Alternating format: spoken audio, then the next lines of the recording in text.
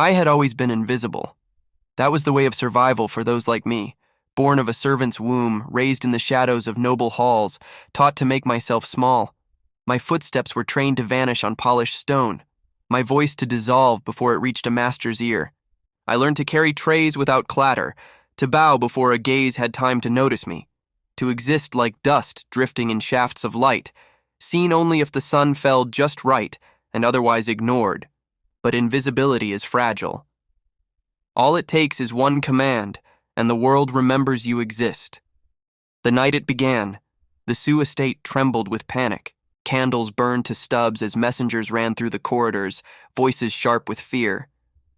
The young lord, Ren, golden heir to the house, beloved son of my father's lawful wife, was gone, disappeared like mist before dawn, the very eve the crown prince was to arrive. I stood at the edge of the hall, tray clutched to my chest, while nobles shouted, while Bai Ren's full brother paced like a caged hound, snarling accusations at the servants.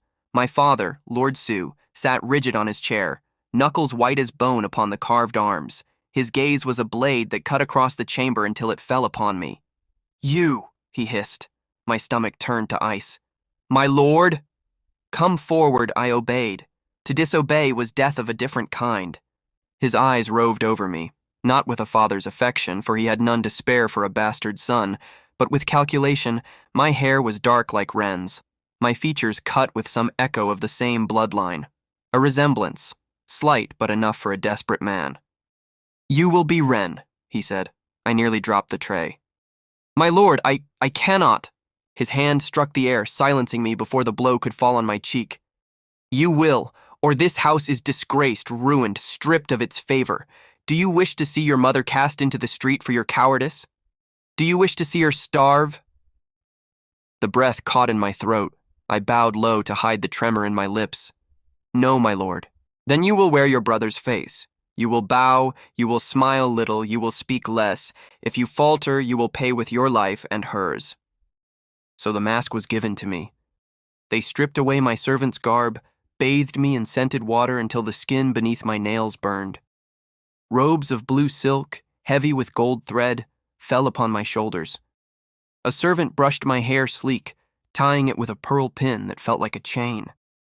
Another dusted my face with powder, shaping me into Ren's likeness. When at last I looked into the bronze mirror, I did not know the boy who stared back. I hated him already. By the time the horn announced the crown prince's arrival, my heart pounded so loud I feared all would hear it. The great hall shimmered with banners and lantern light, nobles in brocade gathering like jeweled birds. I walked at my father's side, every step rehearsed in silence, though my knees wished to buckle. Then he entered, the crown prince. The chamber stilled as though even the air held its breath. He was tall, clad in robes of crimson lined with black, his presence sharp as a drawn sword. His gaze swept the hall, cool and commanding, and when it fell upon me, I thought I might be pierced through. Lord Sioux bent low in welcome. I followed, lowering myself in the bow Ren should have given. Yet I faltered, only a fraction too shallow, a heartbeat too late. Enough. The prince's eyes narrowed. "You are Sioux Ren," he said, his voice deep, resonant, a question and an accusation both. "Yes, your highness." I forced the words past a dry throat. "You speak." He tilted his head, gaze searching. "Like a servant." The blood in my veins froze. Around us, courtiers shifted, curious, but none dared breathe too loudly. I dropped my eyes, as though shame explained the slip. "Forgive me, highness. I am nervous in your presence." A long silence. Then, to my horror, he stepped closer. "Look at me." I obeyed, though every instinct screamed to keep my head bowed. His eyes were dark, gleaming like polished obsidian, and they studied me with unnerving precision, as though stripping away powder, silk, and stolen name. For one terrible, shattering instant, I felt seen. "Strange," he murmured so low only I could hear. "Your face is your brother's, but your eyes, they are someone else entirely." Yes, I am a servant in blue robes with golden art at this party. The prince was wearing a red-black dress. My lips parted, but no sound came. The prince's mouth curved, not quite a smile. I prefer to see the eyes of the man I speak with. And then he turned away, leaving me gasping in silence while the hall resumed its rhythm around us. I had survived. Barely. Yet as the banquet continued, I felt his gaze return to me again and again, burning hotter than the torches that lined the chamber. And in the hollow of my chest, where fear had always lived, something else flickered, a dangerous, forbidden spark. Not freedom, not safety, but the memory of being seen. The banquet should have ended my role. I had survived one night. Surely the prince would turn his attention elsewhere, and I could retreat back into shadow. That was what I told myself as the servants cleared the hall and the nobles spilled into their carriages, leaving only echoes of music behind. But the crown prince did not forget me. He sought me out, again and again. At first it was subtle, a glance across a courtyard, the brush of his gaze during a morning audience. Enough to set my nerves on edge, but not enough to draw comment. Yet soon he was deliberate. A walk in the gardens, where he dismissed all others with a single raised hand. A pause at the archery grounds, where his words carried not to the crowd, but to me alone. A question at dinner, pointed and unexpected, forcing me to speak when I would rather have remained silent. Every time I played the role my father demanded. Ren's mask, noble, aloof, restrained. But behind it my heart stuttered like a caged bird, wings thrashing. The prince unsettled me because he did not treat me as a mask. He looked at me as though he already knew. One afternoon he found me in the East Garden. The others had drifted away, leaving only the hush of wind through plum blossoms. I had bent to study the petals scattered across the gravel path, anything to avoid his eyes. "You are quiet," he said, approaching without ceremony. I bowed, my voice low. "I am as your highness prefers." "And what do you prefer?" The question struck like an arrow. No one asked what I preferred. Not my father, not my brother, not even my own heart, which I had trained to silence. "I prefer—" My tongue faltered. I swallowed. "To serve well." He circled me slowly as though considering the truth of my words. "A lord is not a servant," he said at last. The back of my neck prickled. I dared not meet his eyes. "Look at me," he said. I obeyed. Always I obeyed. His gaze locked with mine, steady, unyielding. "You carry yourself like one born to bow, yet you wear silk and pearls. Tell me, Su-Ren, do they feel heavy?" I could not breathe. He leaned closer, so close I could smell the faint spice of his robes. His voice lowered. "Or do they feel like chains?" Something within me cracked, my lips parted, but no words came. He watched, searching my silence, then smiled faintly, as though my lack of denial was answer enough. "Interesting," he murmured, before turning away. I sagged, weak with relief and terror both. Bai noticed, of course.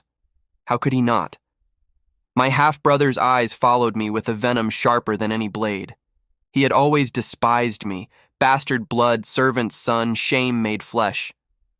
But now, with the crown prince's gaze bent toward me instead of him, his hatred became something else. Fire licking at dry tinder. "You enjoy this, don't you?" he spat one evening, catching me in the servants' corridor where shadows clung. "You enjoy pretending to be what you are not." I lowered my head. "I do only what father commands." "Liar!" He seized my collar, shoving me against the wall. His breath stank of wine. "You think because the prince speaks to you, you matter. You are nothing, Leon, nothing." I clenched my fists at my sides. Not from defiance, never that, but to keep my trembling hidden. "If he knew the truth," Bai hissed, pressing harder, "he would cast you aside like filth." A voice cut through the corridor like steel drawn from a scabbard. "Would I?" B froze. The crown prince stood at the far end of the passage, his expression unreadable but his presence suffocating. He strode forward, each step measured, until he stood before us. Release him, he ordered. Bai faltered. Your Highness, I. Now. With a reluctant snarl, B shoved me aside. I stumbled, catching myself against the wall, my breath ragged. The prince's gaze flicked over me, then pinned B like a hawk pinning prey. You disgrace yourself and your house by laying hands on your kin in drunken anger. B's face flushed crimson. He is no kin of mine. The prince's tone sharpened. Do you contradict me? Silence. Bai dropped his eyes, fists trembling. Go, the prince commanded. Bai fled, his fury trailing behind him like smoke. I stood rooted, my chest heaving. Shame, fear, relief, they tangled until I could not tell one from the other. The prince turned back to me. For a long moment he said nothing, only studied me with that same relentless intensity. Then he spoke softly but firmly. Leon. The name struck me harder than B's shove. No one here called me by it. Only my mother, in the quiet of our small chamber, whispered it as if it were fragile enough to break. To hear it now, from him. You know, I breathed, barely more than a whisper. His eyes did not waver. I knew the moment I saw you. My knees weakened. Then why let me continue? His hand lifted, not quite touching my face, but close enough that I felt the warmth of it. Because I wanted you, not the mask. The world spun. I should have denied him, should have begged him to keep silence, should have fled. But I could do none of these things. His presence bound me more tightly than silk cords ever could. You are dangerous, I whispered. A faint smile curved his lips. And you are mine. Then his hand cupped my cheek, tilting my face upward, and his mouth claimed mine. The kiss was not gentle. It was deliberate, possessive, searing. My breath caught as heat flared through me, terror tangled with something fiercer, deeper, more consuming than I had ever known. For a heartbeat, I forgot who I was, forgot the mask, forgot the world. There was only his lips, his hand, his will upon me. When he drew back, my body trembled, my lips parted in shock. His gaze burned into me. Now, he said softly, you cannot run from me. I lay awake that night staring at the rafters above my chamber. The kiss lingered on my lips like a brand, impossible to forget. My heart warred with itself. This could not be. I was a servant's son, a bastard, a lie wrapped in silk. To be desired by the crown prince was peril, madness. If the truth came to light, I would be executed, and yet part of me yearned for him. Not for his crown, not for his power, but for the way he looked at me. For the way he spoke my name. For the way he had seen me when all my life I had been nothing but invisible. I pressed a hand to my chest where my heart beat too fast, too wild. The mask was trembling, and I feared it would soon shatter. The festival of lanterns arrived as if the heavens themselves had dressed for court. Silk streamed from balconies. Musicians filled the air with notes that fluttered like sparrows. Servants hurried with baskets of paper lanterns painted in crimson and gold, each one a vessel for a noble's whispered wish. By tradition, the lanterns would be lit and released into the night sky, carrying prayers toward the stars. For days I had dreaded this night. The prince had insisted I stand beside him on the balcony overlooking the courtyard, where the entire court would gather. It was no small thing. Only chosen favorites or betrothed stood in such a place of honor. For me to appear there was a statement sharper than any proclamation. My hands trembled as I held the lantern given to me. Its fragile paper quivered with each breath I took, as though it too feared what the night would bring. The prince stood at my side, regal in robes of midnight blue embroidered with silver thread. Yet when he leaned close, his words were not the pronouncements of a sovereign, but the quiet murmur of a man. "What will you wish for?" he asked. My throat tightened. No answer felt safe. Yet the truth slipped from me like water escaping a cracked jar. "Freedom," I whispered. His gaze softened, though his smile curved with something more dangerous. "If freedom means leaving me, then I will not grant it." I stared at him, unable to respond. My chest burned with a mixture of yearning and terror. We lifted our lanterns together. Around us, nobles released theirs into the sky, filling the night with drifting stars of fire. Gasps of awe rippled through the crowd. And then, lies! The word rang out sharp as a blade striking stone. The courtyard stilled. I knew that voice. My heart dropped into my stomach even before I turned to see him. Bai, standing below, his face alight with triumphant malice. "There!" he cried, pointing up at me with a hand that shook not from fear but from glee. "That man beside your highness. He is no noble lord. He is no heir of House Su. He is a servant's bastard."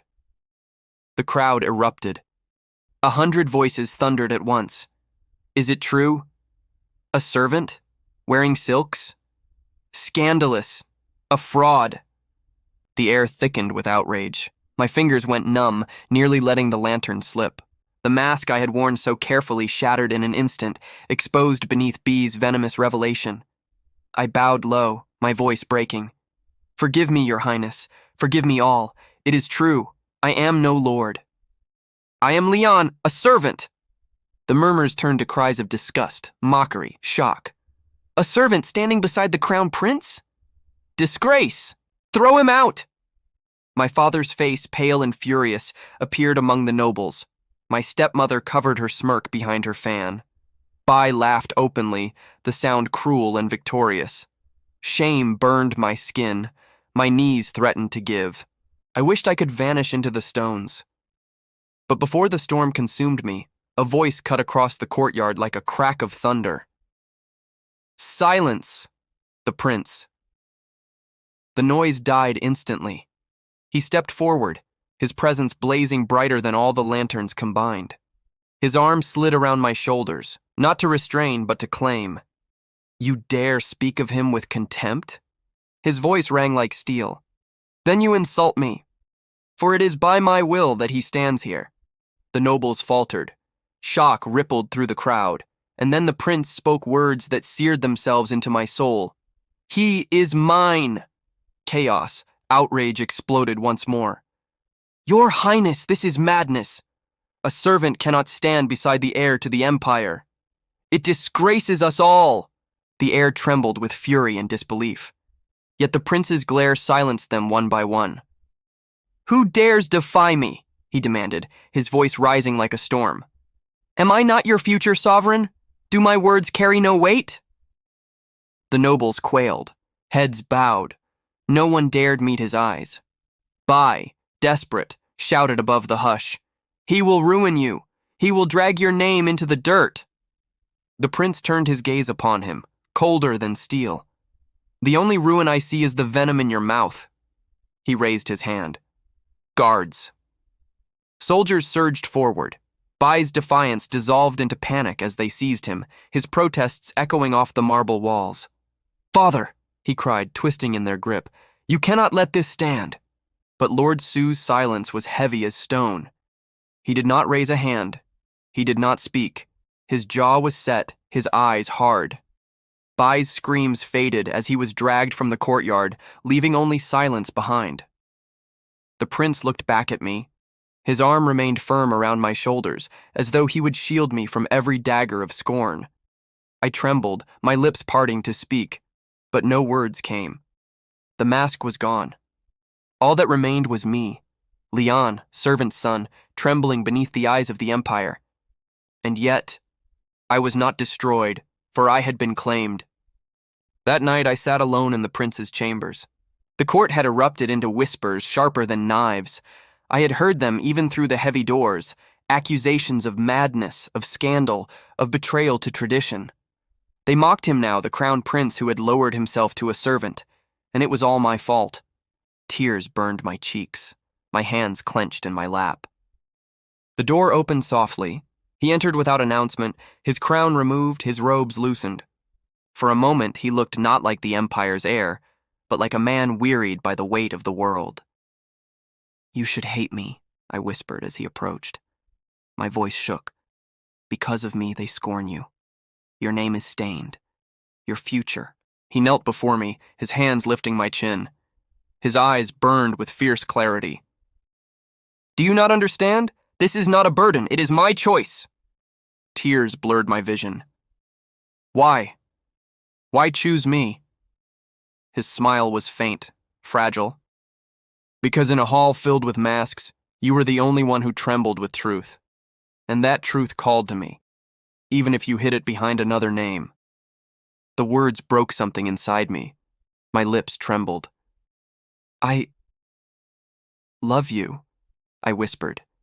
The admission dragged from the deepest place I had kept locked. He pulled me into his arms, and I knew my words had finally found their home. The following morning, the entire court assembled beneath the emperor's throne. The emperor sat in silence, his gaze unreadable as he regarded his son. The nobles crowded below, their faces taut with anticipation and unease. The crown prince stepped forward, his voice carried like thunder. Hear me now. I speak not as your prince, but as a man. This servant whom you despise, I name him my chosen. Gasps tore through the hall. A servant? Impossible. This cannot be allowed. Madness. The emperor's eyes narrowed. His silence pressed down heavier than any shout. Yet the prince did not waver. His hand found mine, firm and unshakable. Through the uproar, through the whispers, through the searing eyes of the court, he stood unbent. And so did I. I had thought the storm was over. The nobles' whispers dulled, the scandal cooled, and I learned to walk at the prince's side without stumbling. Yet peace in a palace is an illusion. Beneath the silk-draped halls, plots bred like snakes in the dark, and at the center of that dark sat the emperor. The crown prince's father was no man of indulgence. His eyes saw through silk, through masks, through flesh itself. When he called for us to attend him in the hall of heaven, my breath froze in my chest. We walked side by side into the cavernous chamber. Marble floors gleamed beneath our steps, and incense curled through the air, cloying, suffocating. Nobles lined the hall in hushed rows, their faces masks of reverence barely hiding anticipation. At the far end, upon a throne carved from jade, the emperor sat. He did not rise.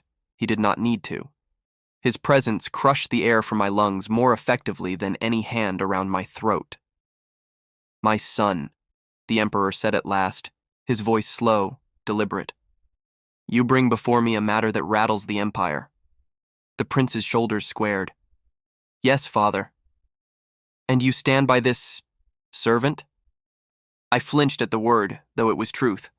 The prince's hand found mine, bold before all eyes. I do. A ripple of shock moved through the nobles. The emperor's gaze flicked to our joined hands, then rose to my face. You, he said. What is your name? My mouth went dry. My knees threatened to give. Yet somehow I forced my voice to work. Leon! The emperor studied me as one might study a strange insect pinned under glass. Do you understand what you have done, Leon? Yes, your majesty, I whispered. I deceived the court. I wore a mask not mine. I am guilty. Then why do you stand here? His words were not shouted, yet they struck harder than thunder. Why should you not be executed for your insolence? I dropped to my knees. The marble was cold beneath my palms. Because, your highness, because the prince commanded it. For a moment, silence reigned. Then the emperor's laughter rang out, not with mirth, but with disdain. So, he said, you admit you live only by his will. Yes, I breathed. The prince's voice cut through, sharp with steel.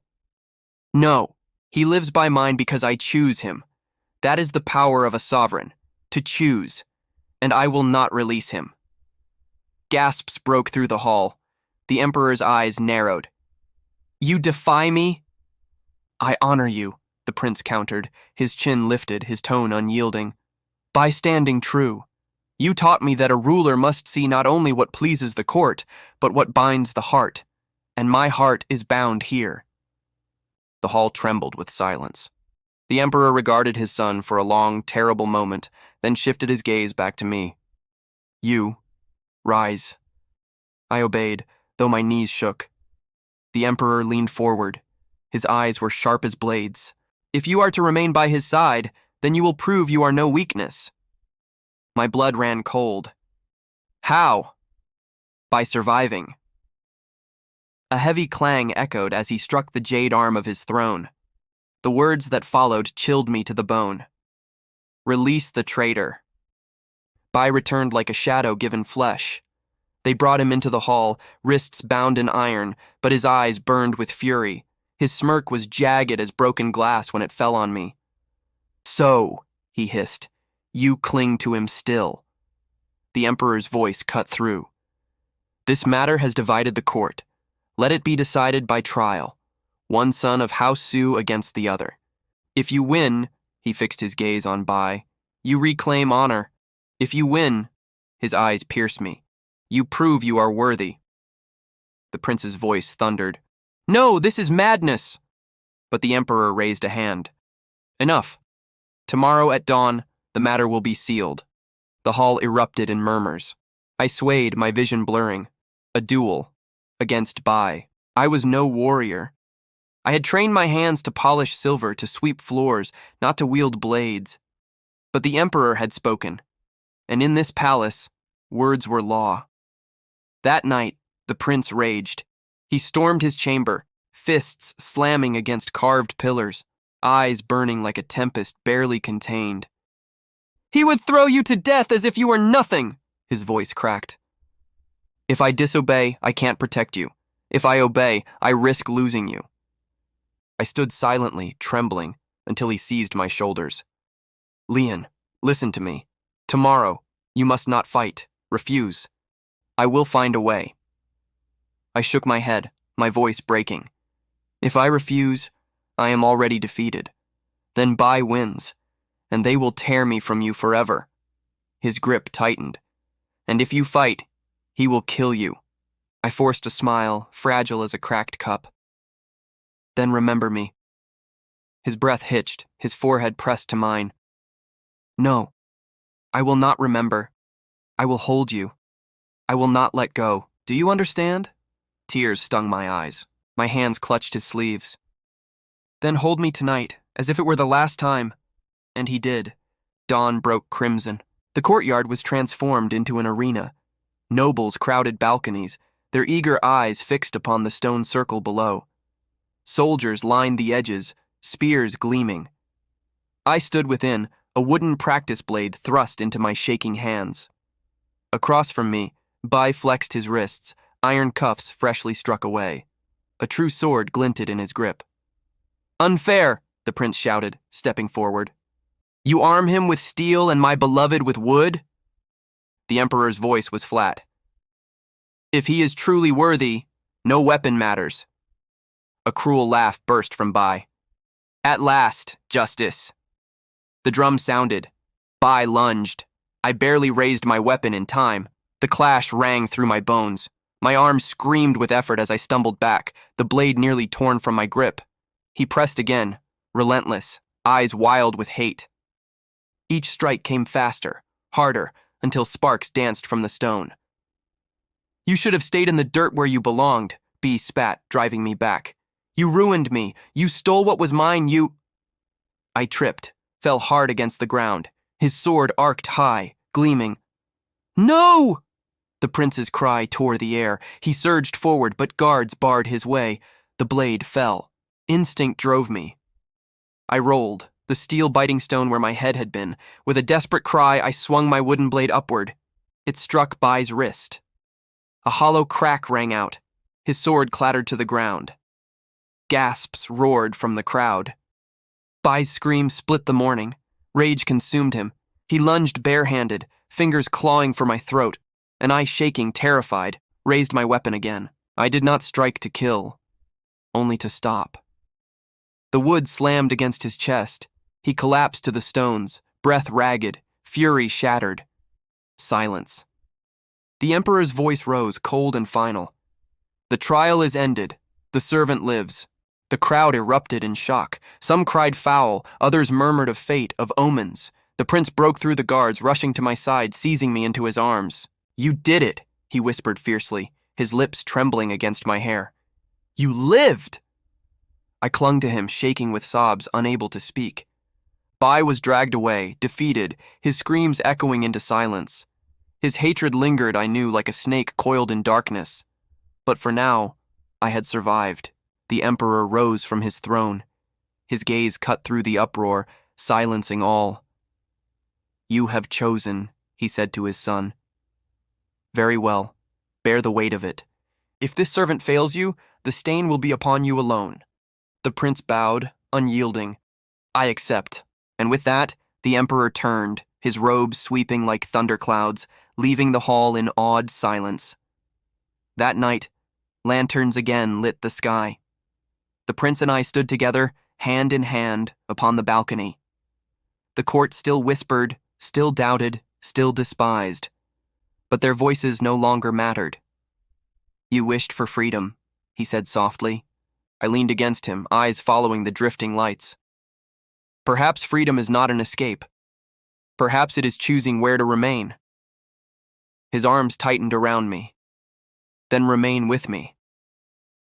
I looked at him, at the man who had risked the empire for a servant's son, at the prince who had kissed me, claimed me, defended me, loved me. And I whispered, "Always." The lanterns rose higher, carrying the wishes of 1,000 nobles. But mine had already been granted, not by the stars, by him, by love, forever. It was on such a night that he brought the wine. The prince held my hand. My heart flipped, a startled bird battering its wings against the cage of my ribs. His palm was warm, steady, as though he had always known the exact shape of my fingers, as though he had been waiting his whole life just to close his hand around mine. We sat together in his private chamber, the world shut away beyond the heavy doors. A single lamp burned low, its light soft as breath. He poured into 2 cups, the crimson liquid catching the glow like liquid fire. He lifted one, offering it to me. The ruby wine glowed in the lamplight like blood. I stared at it, at the ripples quivering with my trembling hand. My voice came low, almost swallowed by the silence. "If I drink," I whispered, "I will fall deeper." He leaned close, the heat of his breath brushing my cheek. His eyes caught the lamp's glow, fierce and tender at once. "Then fall," he murmured. "I will catch you." Our cups touched. A hollow chime filled the room. And for the first time I drank, not as Ren, the noble mask, but as myself. The wine burned my throat, sweet and sharp all at once. My chest ached with something I could no longer hold back. He set his cup aside, his gaze never leaving me. "Lian," he said, the name a vow on his tongue. "Dance with me." I laughed softly, startled. "Here? Alone?"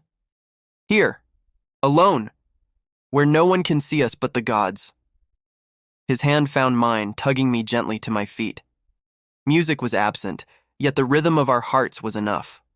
He guided me across the carpet, each step slow, unhurried, his warmth steady against me. I trembled at first, clumsy, uncertain, but his grip was sure, his presence a shelter. My body loosened, swayed into his, until I no longer thought of steps, only of him. The world blurred, the room spun. Wine and desire coursed through me, dizzying, terrifying, intoxicating. And then the words tore free. "I love you." They fell between us, fragile as glass, unstoppable once spoken. My chest heaved, my lips parted, my eyes stung. "I love you," I said again, stronger, as if by repeating I could carve them into stone. His breath caught. Then his mouth was upon mine. The kiss was deep, urgent, consuming. His arms crushed me to him, his heartbeat thundered against mine. I melted, I burned, I shattered, I became whole. The taste of wine lingered on his lips, sweet and fierce, and I drank it as though it were life itself. When we finally parted, gasping, our foreheads pressed together. "Say it again," he whispered. "I love you," I breathed. His smile broke like dawn. "And I you, more than crown, more than empire. If the world breaks for it, let it."